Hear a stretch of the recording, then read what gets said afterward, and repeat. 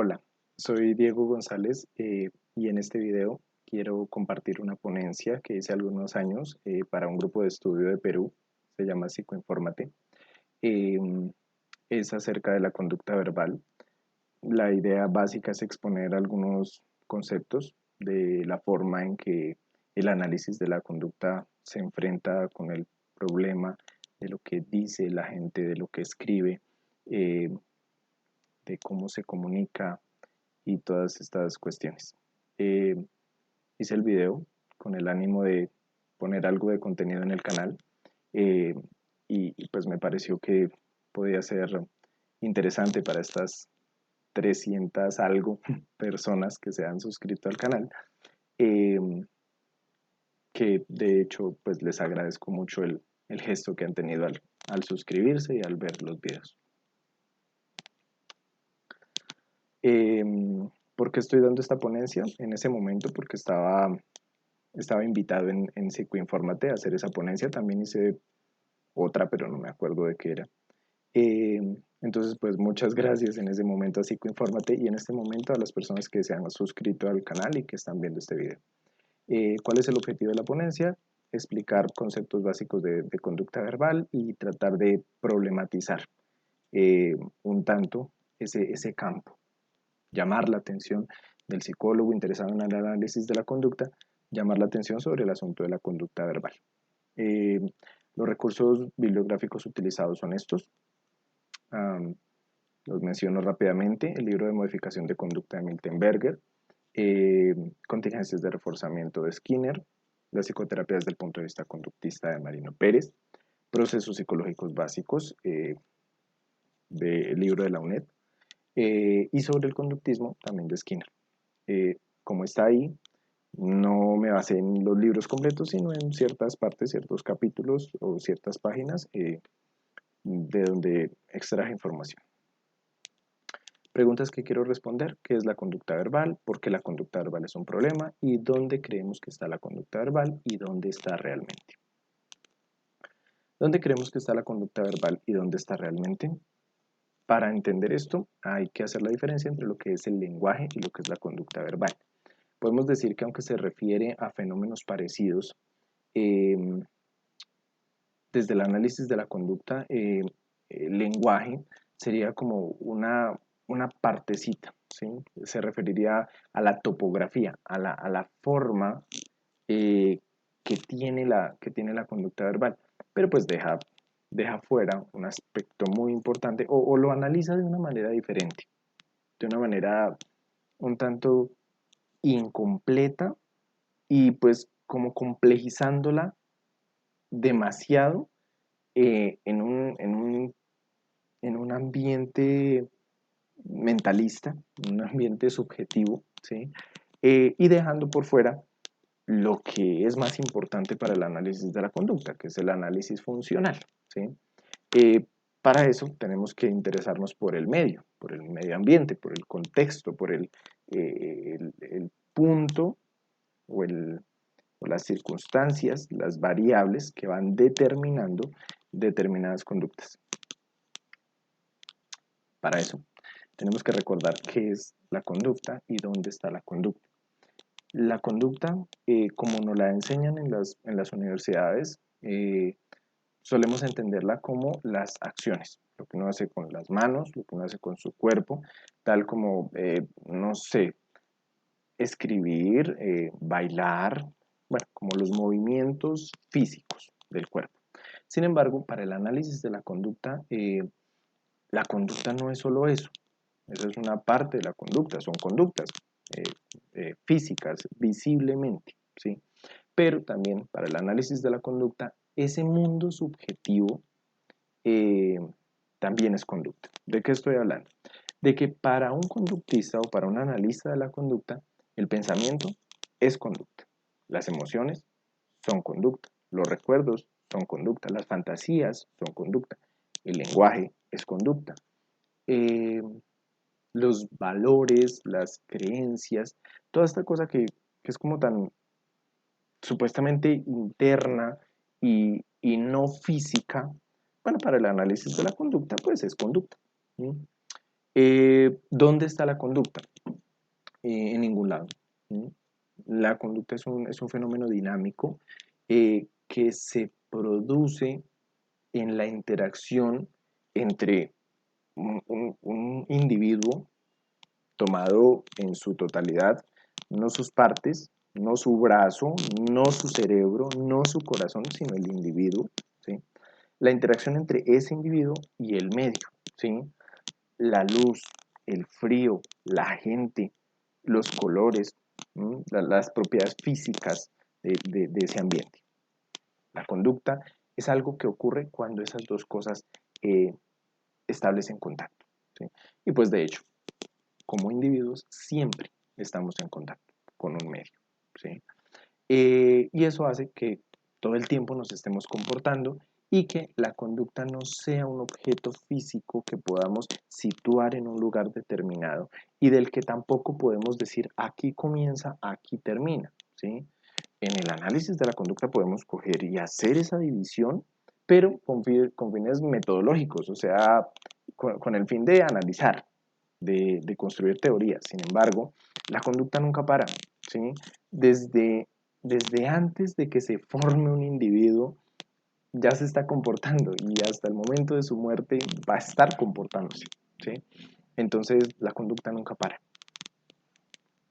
Eh, Creo que con eso respondo la pregunta. El papel del medio. Voy a leer esto. ¿Alguna vez se pensó que el medio era simplemente el lugar en el que los animales y los hombres vivían y se comportaban? Podrían haberse comportado de modos diferentes en lugares diferentes, pero no porque los lugares fueran diferentes. El medio era un ambiente necesario que quizás favoreciera u obstaculizara la conducta, pero no determinaba su ocurrencia ni su forma. Eh, Esto lo que nos quiere decir es que históricamente y aún en este momento, eh, consideramos el medio como una influencia, ¿sí? Como una influencia en el sentido más etimológico de la palabra, una especie de soplo, ¿sí? Pero nunca lo vemos, no solemos tener esa imagen de que el medio es un determinante, ¿sí? De que el medio, o sea, al ser, al ser uno de los integrantes de esa interrelación que se da para que exista la conducta, el medio determina la forma y la función y las características de esa conducta, ¿sí? Y entonces dirán, pues uno puede decir, ¿y el individuo no determina? No, el individuo no determina. Resulta que el individuo, lo que sea que entendamos por individuo, ha sido formado también por el ambiente. Lo que llamamos el individuo, por ejemplo, en este caso yo, con estos ojos, con estos oídos, con estos labios, con el movimiento de mis manos, como individuo soy el producto de una materia que ha sido moldeada por un ambiente eh, desde, desde mucho, mucho, mucho tiempo atrás, desde antes de que pudiéramos denominar seres vivos, o Homo sapiens sapiens, o, un hombre, antes de que existieran esas denominaciones, ya había una materia que estaba siendo impactada por un ambiente y que moldeó estas características, ¿sí? Tanto mis características físicas como el color de mi piel o la ubicación de mis ojos, como mis gestos, ¿sí? Posiblemente mis gestos no tengan una tradición filogenética eh, tan larga como el hecho de tener ojos, eh, pero, pero sí ontogenéticamente hay ciertos gestos que han sido modelados para sobresalir más en mi conducta, ¿sí? Entonces, eso que soy como individuo también fue construido por el ambiente en el pasado. ¿Sí? Entonces, no sé, es como un juego del ambiente del pasado y lo que ha quedado ahí como de secuela, ¿sí? Con el ambiente del presente. Quizás sea un poco complicado de entender, pero o sea, la idea es tan compleja y tan importante que nos lleva a esta conclusión.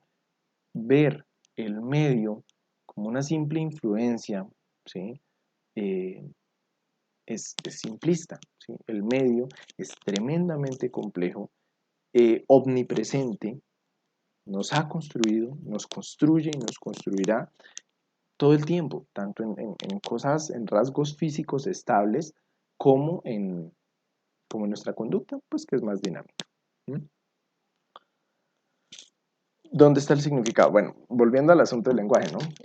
Cuando los lingüistas, los neurolingüistas, bueno, la gente que aborda estos fenómenos desde el punto de vista del lenguaje, entendiéndolo como lenguaje, como una especie de herramienta que se utiliza para expresar algo, ¿sí?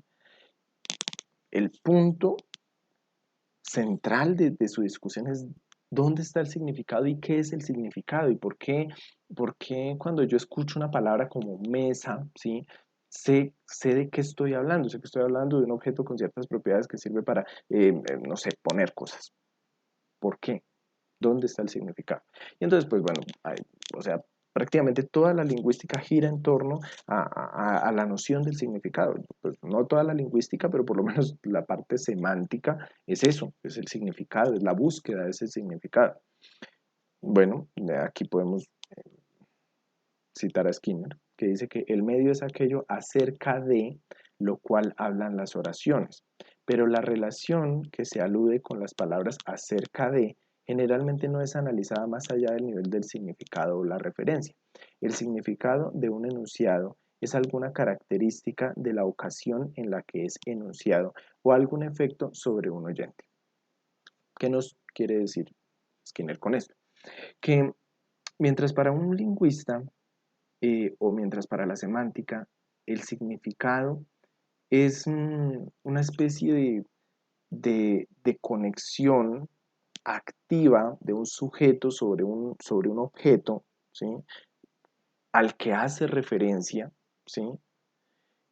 Él nos dice, no es esa acción activa del sujeto de referenciar un objeto, como de cogerlo con sus palabras y utilizarlo en otro contexto. No, Skinner nos dice, lo que llaman significado, ¿sí? Es el control que ejerce ese objeto físico sobre la conducta, en este caso verbal, ¿sí? De el hablante, de la persona que está diciendo algo. ¿Sí? Son el misterioso significado, ¿sí? Es una trampa mental para hacernos la idea, ¿sí? De que utilizamos el lenguaje y de que con nuestro lenguaje agarramos las cosas y hacemos, no sé, mapas mentales que luego le transmitimos a otras personas, como una especie de, pues de que somos agentes de lo que hacemos, ¿sí? Pues bueno, no. La verdad es que los objetos, ¿sí? El medio controla nuestra conducta, ¿sí? Lo que pasa es que es tan, pero tan complejo que no podemos señalar una relación objetiva, lineal, única, entre ciertos objetos o ciertas propiedades y la conducta que estoy teniendo. Entonces nos queda más fácil inventarnos, hacernos una película en la cabeza justificando que somos agentes y que utilizamos esa herramienta del lenguaje. No es así. El significado en realidad es el control que ejerce el medio sobre la conducta verbal. Uno de los objetos que hay en ese medio es el oyente, ¿sí? La otra persona a la que le estoy hablando. Y aquí dice, para un análisis del episodio verbal, lo relevante de la conducta del oyente es que proporciona las condiciones para explicar la conducta del hablante, reforzar la conducta verbal o servir como estímulo discriminativo cuando el oyente estimula al hablante antes de la emisión de la conducta verbal como estímulo discriminativo, se le denomina audiencia. Un oyente en específico, ¿sí? Es un estímulo discriminativo, ¿sí? Pero si se trata, si no discrimina solo una conducta, sino que es un factor de control de muchas otras conductas, ¿sí? Vamos a hablar de una audiencia que predispone, que determina la conducta verbal. La presencia de una audiencia u otra hace que ciertas respuestas verbales de nuestro repertorio sean más probables que otras.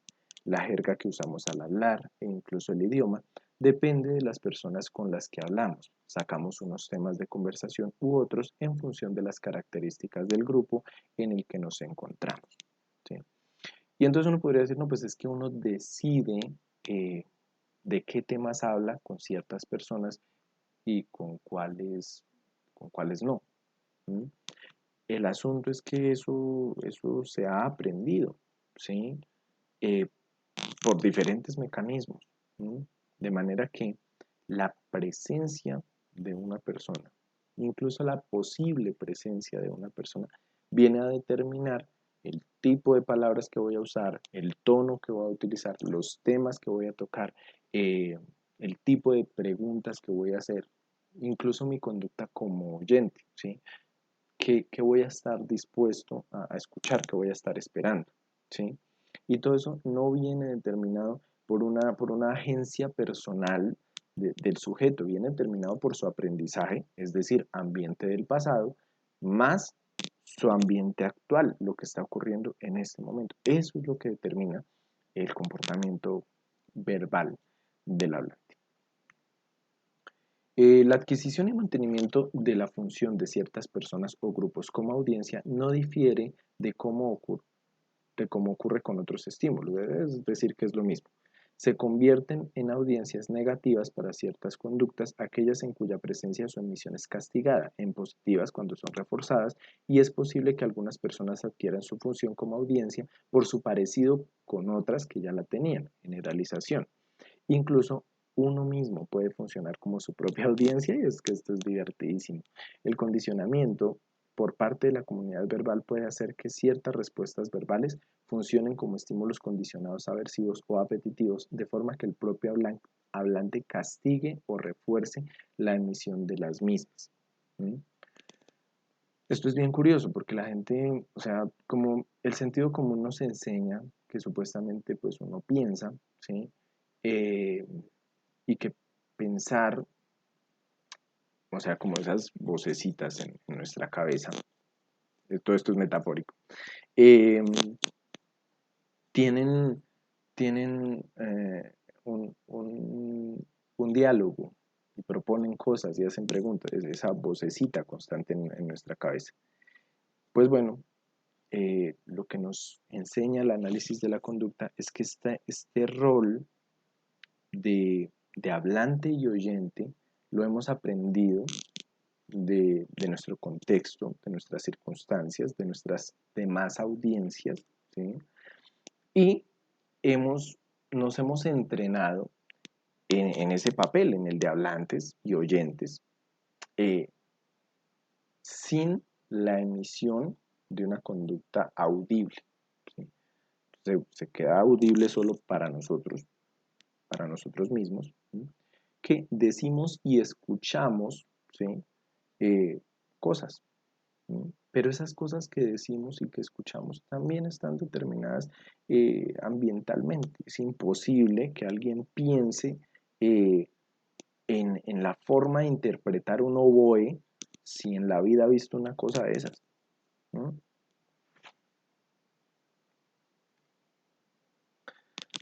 ¿Qué es la conducta verbal?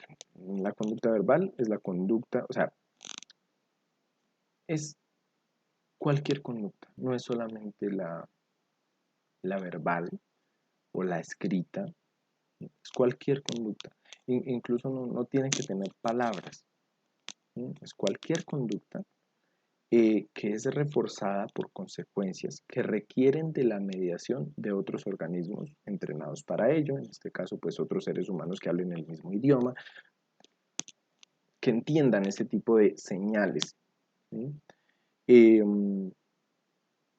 En análisis de la conducta calificamos como verbal a la conducta que produce reforzadores mediados socialmente.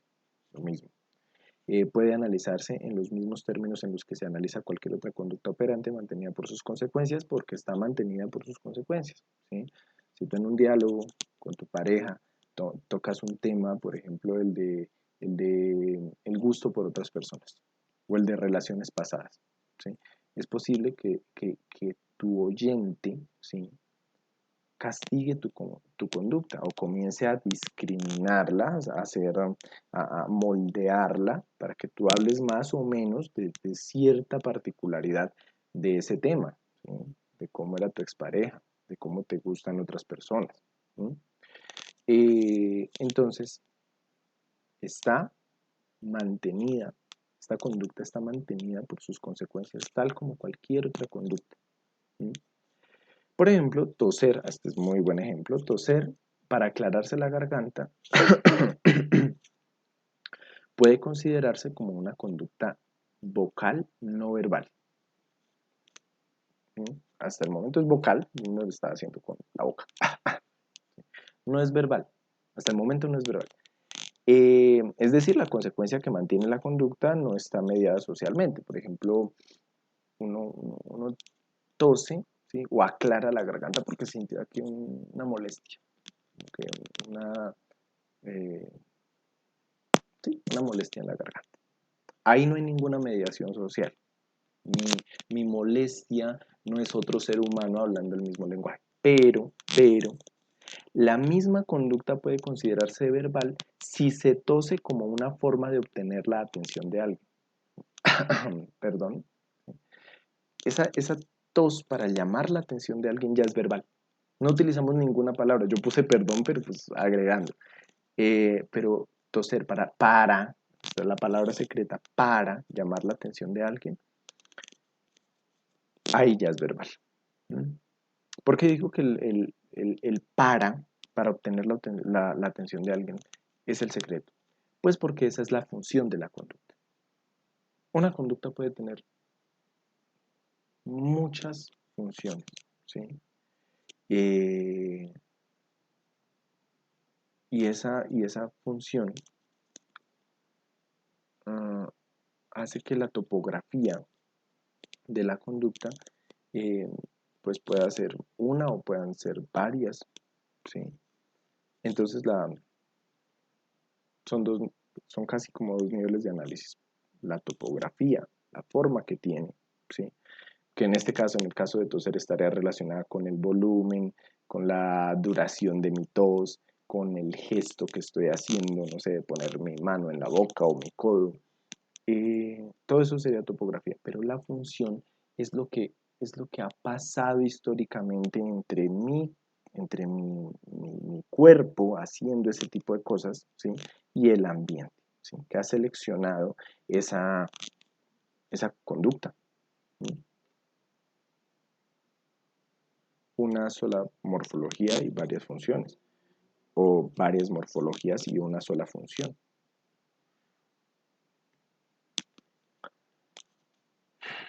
Las operantes verbales. Skinner dejó en su libro varias categorías. Estas categorías son funcionales, no es tan sencillo coger una expresión, una palabra, una frase, un gesto, ¿sí? Y ponerla dentro de alguna de estas cajitas. Es una cuestión funcional, puede variar mucho, entonces eh, es un análisis bastante dinámico. Uno puede poner ejemplos de cada una de estas operantes, pero cuando Skinner analizó la conducta verbal, creó estas categorías con una cuestión eh, funcional, ¿sí? Entonces no hay que dejarse llevar por la morfología, ¿sí? de una conducta eh, para decir qué función tiene y meterla en una de estas categorías. Pero bueno, rápidamente, no me voy a extender mucho en esto, estamos hablando de las operantes ecoica, textual, de transcripción, intraverbal, mandos, tactos y autoclíticos, ¿sí? Em, Al lado está como la acción relacionada con esa categoría, ¿sí? En ecoica sería repetir, en textual sería leer, en transcribir, pues, escribir, teniendo otro texto. Eh, Intraverbal es completar o responder expresiones, frases de, no sé, otras conductas verbales. Eh, Mandos, aquí entra ordenar, pedir, preguntar, suplicar. En tacto entra describir, relatar, nombrar. Y en los autocríticos, modificar, modular, acomodar, ejercer control sobre otros de estas operantes verbales que estamos viendo. Los autocríticos son bien especiales, bien curiosos. Bueno, aquí hay una breve explicación de la ecoica. Es una operante verbal compuesta de una respuesta vocal que guarda similitud morfológica con el estímulo discriminativo verbal. Ecoica de eco, ¿sí? de hacer el mismo ruido, tratar de hacer el mismo ruido que, no sé, que otra persona que está hablando o que cualquier ruido ambiental. Además, al basarse en el reforzamiento, ahí dice refuerzo, pero se utiliza la palabra reforzamiento. Al basarse el reforzamiento en una correspondencia formal, es decir, que el sonido que haga se parece al sonido que está ambientalmente, la propia respuesta del sujeto puede funcionar como reforzador condicionado automático. El oyente puede aprender a identificar en qué grado ha repetido bien el sonido. Ya. Bueno, esto es curioso porque resulta que podemos notar qué tan parecido estamos haciendo el ruido pues, que estamos escuchando. Y eso puede reforzar y discriminar, que lo hagamos cada vez más parecido. Operantes textuales, leer, son respuestas vocales que se encuentran bajo el control de estímulos visuales. Vocales que se encuentran bajo estímulos visuales, eso es leer.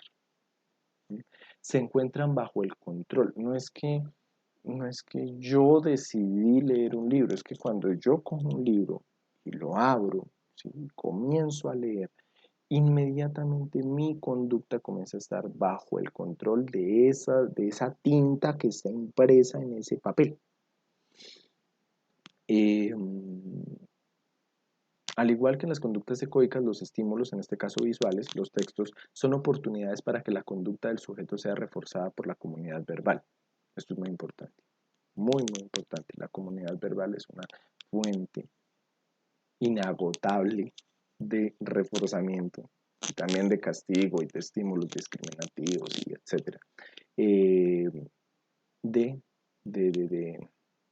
Pues de la conducta verbal.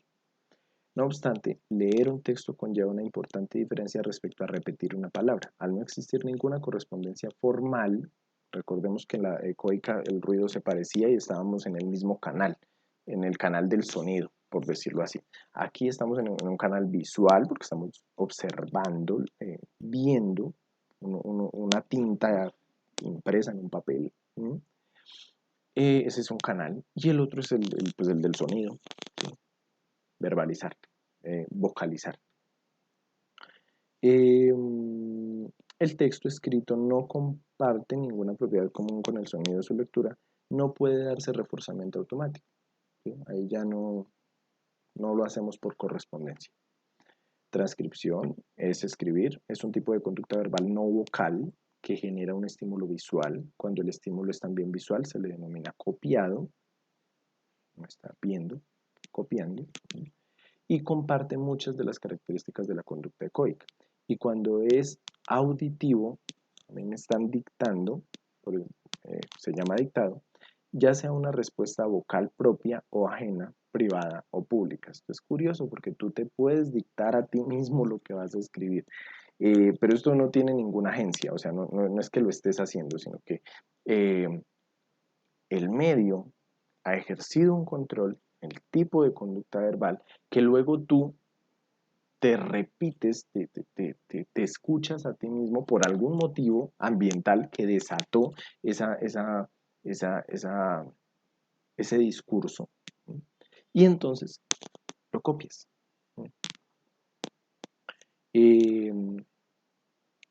Ya sea propia, ajena, privada o pública. Intraverbal son respuestas verbales controladas por otras respuestas verbales con las que no mantienen ninguna relación formal ni correspondencia exacta entre diferentes sistemas dimensionales. Tanto el estímulo discriminativo como la respuesta pueden ser vocal o escrita, pudiendo combinarse de múltiples maneras. Decir amanece más temprano en presencia de no por mucho madrugar es sonoro vocal. escribir Madrid frente al estímulo visual capital de España sería visual escrita. Sí, o sea, se pueden combinar la modalidad visual con la auditiva, lo escrito con lo leído, ¿sí?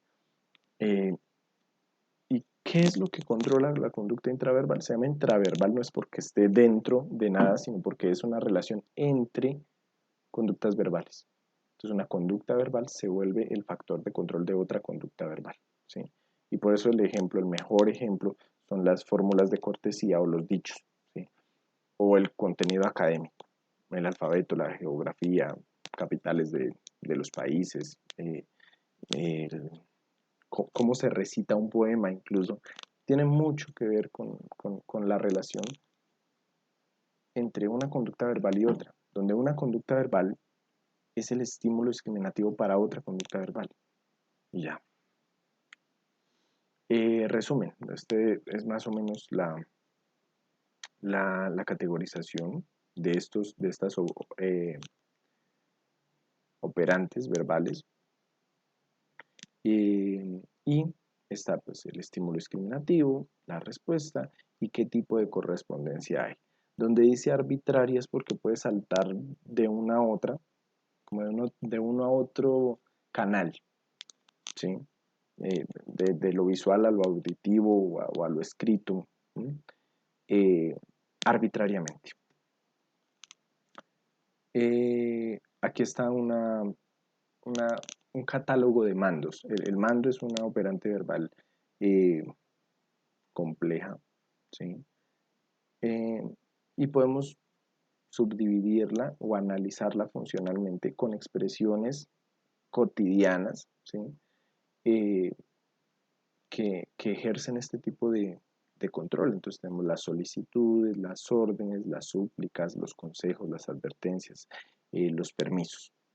Cada una de ellas tiene una especificación de la situación en la que está el hablante y el oyente, ¿sí? Y de por qué el hablante emite el mando, ¿sí? Solicitud, cuando el oyente está motivado independientemente a mediar en el reforzamiento del hablante, ¿sí? Entonces, yo voy a pedir algo, ¿sí? Pero esa persona que me está escuchando está predispuesta por algún motivo a hacer lo que le voy a pedir. La orden es cuando la conducta del oyente, indicada en la respuesta verbal del hablante, no solo especifica la consecuencia reforzante para el hablante, sino también cómo evita o escapa el oyente de una estimulación aversiva. Por ejemplo, cuando un policía de tráfico dice, entrégueme su carnet de conducir, darle el carnet es una conducta que refuerza la respuesta verbal del hablante. Él fue el que habló y dijo, entrégueme su carnet, ese es el mando, ¿sí? Entonces, darle el carnet refuerza esa conducta verbal de entrégueme su carnet. ¿Sí? Al poder revisarlo, pues porque va a poder hacer su trabajo, y la respuesta de entrega del oyente al evitar una sanción. Entonces, yo entrego mi carnet, ¿sí? Y eso es un reforzador negativo porque me estoy evitando una sanción. ¿Sí? No está tan explícito, o sea, como que no hay siempre necesidad de señalar o de mencionar los reforzadores o los castigos implicados en el mando, ¿sí? Sin embargo, en el proceso de aprendizaje, pues no sé, ¿por qué todos sabemos que cuando un policía nos pide nuestra licencia de conducción o nuestro carnet, ¿por qué sabemos que hay que dárselo? Súplica o ruego. Cuando el mando cambia la probabilidad de una respuesta del oyente generando una disposición emocional. Bueno, aquí es cuando eh, mm, uno, aquí están los ejemplos, deme una limosna por favor, no me dejes solo porque estoy triste. Aquí, pues el mando tiene la propiedad, la característica de que parte de una necesidad, ¿sí? De una privación que obliga, determina que el hablante pues hable, diga algo, pida algo. Entonces la súplica o ruego tiene la propiedad de que se relaciona o determina el estado emocional de la otra persona, facilitando que se cumpla lo que uno está pidiendo, ¿sí? En malos términos sería manipulación, pero es que esto lo hacemos todo el tiempo, ¿sí? Cuando pedimos un favor, ¿sí? El solo hecho de pedir un favor eh, pone, pone en una situación eh, tensionante a la persona que nos está escuchando, de la que solo se puede librar eh, haciendo lo que le estamos pidiendo. ¿Mm? No es una obligación, pero uno puede hacer sentir mal a las personas y que las personas quieran no sentirse mal y por eso hacer lo que uno les está pidiendo. Un consejo: cuando el reforzamiento del hablante, que es el que está dando el consejo, depende del reforzamiento positivo del oyente, es decir, de que al otro le vaya bien, por eso es que uno da consejos, para que al otro le vaya bien. ¿Sí?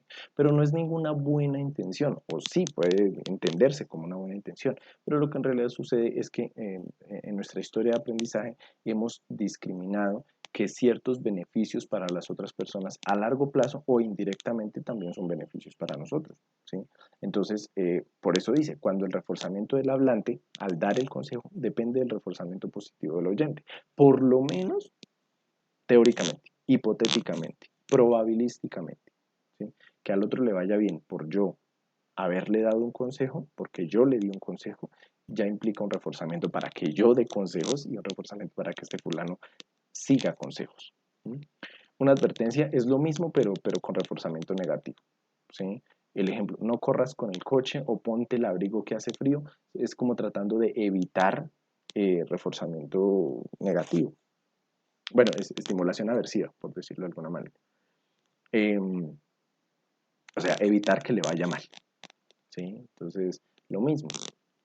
Por algún motivo en nuestro aprendizaje, el hecho de que a otras personas, pudiéndoles ir mal, les vaya bien o eviten que les vaya mal, nos beneficie de alguna manera y por eso advertimos, ¿sí? No haga eso porque tal cosa. ¿Sí? El permiso es cuando el oyente está predispuesto a realizar una conducta que el hablante amenaza con castigar. Los mandos que cancelan dicha amenaza suelen denominarse permisos. Pase, por favor, coja uno, dime lo que quieras, etc. El tacto, pues, es una operante verbal bajo el control del estímulo discriminativo no verbal, un objeto, ¿sí? Un objeto, una situación, no necesariamente real, ¿sí? Pero con ciertas cualidades dinámicas que, pues, que lo ponen en un plano de realidad, en una posible existencia, no sé, como un minotauro, por ejemplo. ¿Por qué podemos imaginarnos un minotauro si no existe? Pues porque existe la palabra, existe la historia, existe la imagen. Pero bueno, el tacto, eh, pues su estímulo discriminativo es un objeto no verbal, por ejemplo una foto, una persona, mantenida por reforzamiento social generalizado. ¿Sí? Uno aprende a nombrar cosas, eso es el tacto, es como nombrar cosas, eh, pero uno lo aprende pues por el reforzamiento social. Skinner sugería que el reforzador más importante para los tactos era la reacción al mismo por parte del oyente. El oyente escucha lo que está diciendo el hablante. El hablante está diciendo algo en función o controlado por un objeto. ¿Sí? Resulta que el oyente puede reaccionar a lo que está diciendo el hablante como si reaccionara al objeto mismo. ¿Sí? Esto debido a los procesos del aprendizaje de los que estamos hablando. No es una cuestión de significado, no es una cuestión de que cogió y le pasó una imagen mental a través de la información binaria de cierto objeto. No, no se trata de eso, se trata de un proceso muy complejo de aprendizaje, pero el hecho es que posiblemente un gran reforzador para esto es la misma reacción, la misma conducta que tiene ese oyente en función de un objeto con el que no ha tenido contacto, pero que tuvo contacto por medio de este hablante. Elementos involucrados en el tacto, cierto aspecto físico, una audiencia, la novedad del estímulo y el reforzamiento que se le brinde. ¿Sí? Que de hecho, o sea, uno no se queda repitiendo toda la vida. ¿Sí? Es como que cuando uno está pequeñito y le están enseñando a hablar, o uno está aprendiendo a hablar, nombrar es tremendamente reforzado, ¿sí? Como que el niño dijo algo que se parece al nombre de cierto objeto, se le refuerza como, ¡ay, qué bonito! Ya sabes decir gato, ¿m? Cualquier cosa. Sin embargo, el tacto está ahí para toda la vida, ¿sí? Y no solamente se refiere a objetos, sino que uno puede describir, narrar, contactar, tactar, ¿sí? Con, pues, como decía, con cosas que ni siquiera existen, como un minotauro. Eh, Tactar da la impresión de eso, de que uno coge, ¿sí? El problema del significado del que estamos hablando. No es así, ¿sí? Es el objeto el que controla esta conducta verbal. Y el reforzamiento social que estoy recibiendo o que he recibido históricamente por emitir un sonido, ¿sí? Que curiosamente es el nombre de ese objeto. ¿Sí? Eh, Pregunta interesante, ¿por qué ese es el nombre y no otro? Autocríticos. Bueno, los autocríticos pues son conducta verbal que controla otra conducta verbal, pero pues no es tan fácil imaginárselo así, o más bien sería correcto pensar que ese modulador de la conducta verbal, algo que altera una respuesta verbal, es a su vez determinado por la naturaleza de la respuesta que está alterando, ¿sí?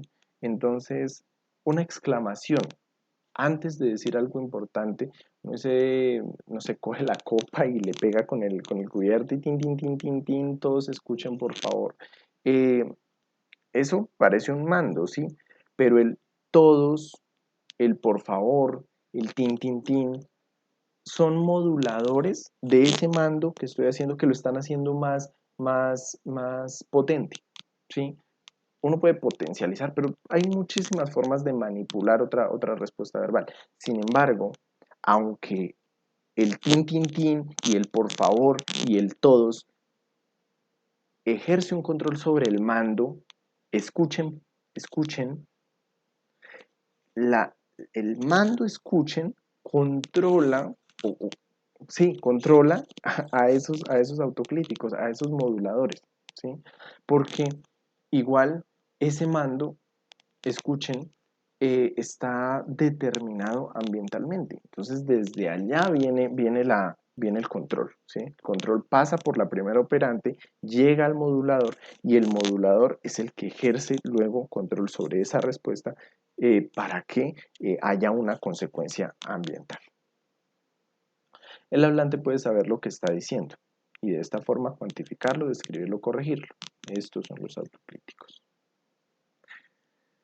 Los autocríticos son el mejor ejemplo de que esta cosa no es topográfica, ¿sí? No hay unos autocríticos como expresiones precisas. Hay muchas expresiones que pueden ser autocríticos, pero lo interesante es la función, es ver cómo una conducta verbal ejerce, modula, amplifica, corrige otra conducta verbal. Entonces, de aquí sale un montón de ejemplos como la expresión pero o la expresión no o la expresión, bueno, expresiones que supuestamente no tienen ningún sentido, ningún significado, pero todos sabemos qué significa, pues ahí está la explicación. Son conducta verbal modulada por, por operantes verbales más básicas, ¿sí? Y que a su vez modula esas operaciones verbales. No voy a explicar esta tabla, simplemente la voy a dejar ahí para que la vean.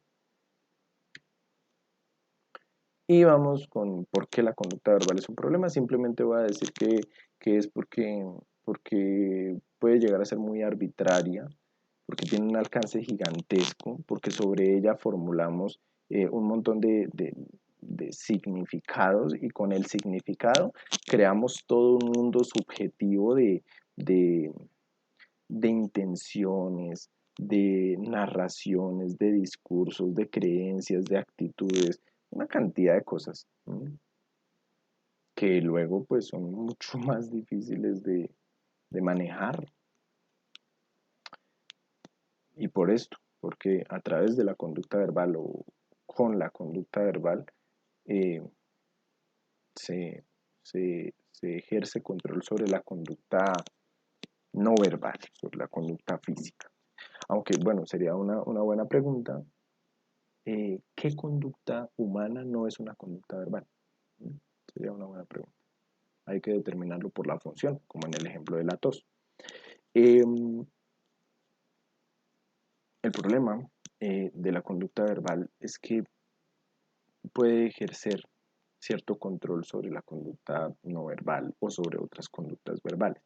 Pero como ya vimos, no es que ejerza control, sino que pues en el mismo sistema verbal que creamos, llegamos a esa idea, llegamos a la idea de que nuestra conducta verbal ejerce un control sobre otra conducta verbal y sobre conducta no verbal, ¿sí? Esa es la idea y hasta cierto punto es así, pero se nos olvida, ¿sí?, que la conducta verbal también está determinada por unos factores ambientales, determinada, no está facilitada, no está influida, no está tocadita, está determinada por unos factores ambientales, ¿sí? No hay tal agente, tal conciencia, tal personalidad, tal sujeto, individuo, no existe, ¿sí?, que utilice el lenguaje como una forma de comunicarse y de expresar cosas. No, es el ambiente que ha modulado y que sigue modulando toda esta conducta, todo esto que está saliendo de mi boca o lo que escribimos, las diapositivas que estoy leyendo, ¿sí? El ambiente ha llegado a, a complejizar tanto mi conducta para que tenga estas formas, ¿sí? ¿Qué pasa con la conducta verbal? Pues bueno, pues como esas relaciones de control no son tan evidentes, llegamos a creer que sí hay intenciones, ¿sí? Es que la gente sí dice cosas con, con la responsabilidad y con la intención de decir, no, no es así. El ambiente controla de una manera muy particular, tremendamente compleja, lo que hacemos, ¿sí? Y con la conducta verbal no es diferente, ¿sí?